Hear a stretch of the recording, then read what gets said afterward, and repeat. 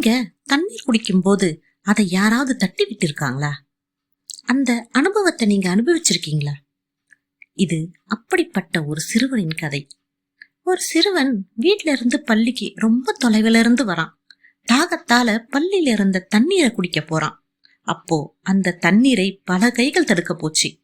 நீ இந்த தண்ணீரை தொடக்கூடாது, நீ தொட்டா தீட்டு, நீ தாழ்த்தப்பட்டவன், இது மேல் சாதியினர் மட்டுமே குடிக்க வச்சிருக்க தண்ணி அப்படின்னு சொன்னாங்க. அந்த சிறுவனுக்கு தாகத்தை விட அவமானத்தை தான் அதிகமா உணர்ந்தான்.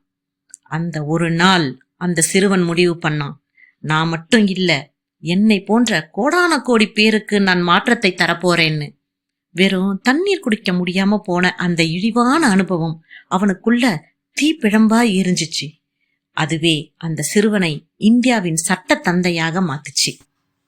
இன்று நீ நிராகரிக்கப்படுகிறாயா? நினைத்துக்கொள், அம்பேத்கர் ஒரு குவளை தண்ணீர் குடிக்க முடியாமல் போனதால் சட்டம் சமூக நீதியை உருவாக்கினார்.